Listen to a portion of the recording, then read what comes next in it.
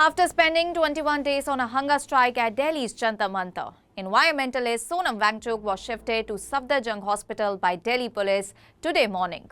While his supporters claim that he was forcibly removed from the protest site, Delhi police say that the action followed a Delhi High Court direction after his health deteriorated.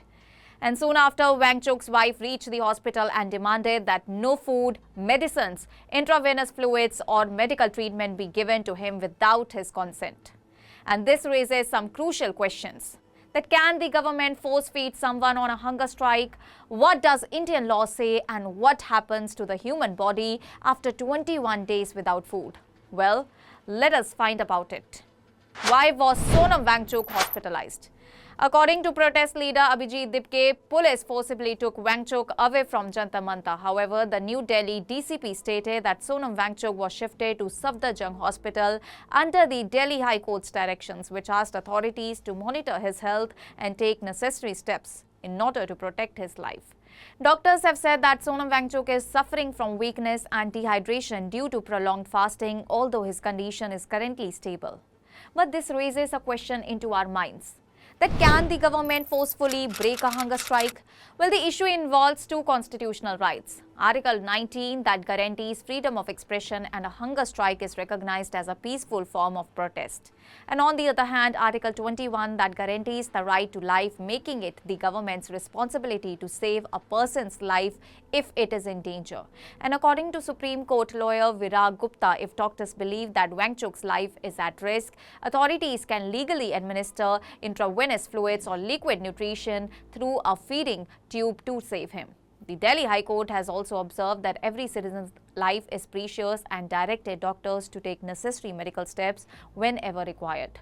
However, the 1991 Malta Declaration on Hunger Strikes issued by the World Medical Association states that force-feeding a mentally competent adult against their will is ethically unacceptable and may amount to inhuman treatment.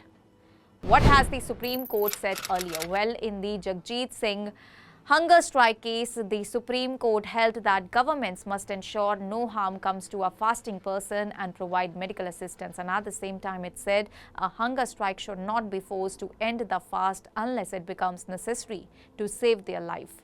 Earlier in the 2011 Baba Ramdev case, the Supreme Court recognized hunger strikes as a legitimate democratic protest and said that governments cannot suppress peaceful protests unless they threaten public order. So this raises another question into our mind. Was Sonam Wangchuk's life in danger? Well, medical experts say that there is no fixed timeline for starvation, and studies suggest that a lean person may lose around 18% of body weight after 30 to 50 days without food, though hydration can extend survival. And according to the available medical data, Sonam Wangchuk's weight has dropped from 65.9 kg to 56.4 kg, a loss of nearly 15% of his body weight. And his blood pressure and blood sugar levels have also fallen below normal. Doctors say that while he was not necessarily in immediate danger because he continued drinking water, a 59-year-old person fasting for over 20 days requires constant medical supervision. What happens to the body during starvation? Well, the body first uses glucose, then glycogen stored in the liver, and once these reserves are exhausted, it enters ketosis, where fat becomes the primary energy source, causing rapid weight loss and muscle weakness. And if starvation continues, the body starts breaking down proteins from muscles and vital organs, increasing the risk of organ failure, coma, and eventually death without medical intervention. So what could happen next? Well, three possibilities remain. Sonam Wangchuk may continue his fast from the hospital, just as Irom Sharmila continued her long hunger strike while receiving medical support.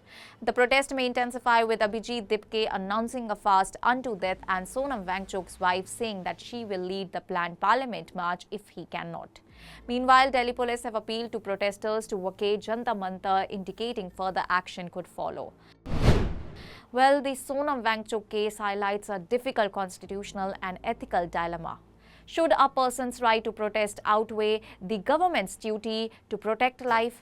Well, as courts, doctors and protesters navigate this complex issue, the coming days could shape both the future of the movement and the broader debate over civil liberties and state responsibility in India.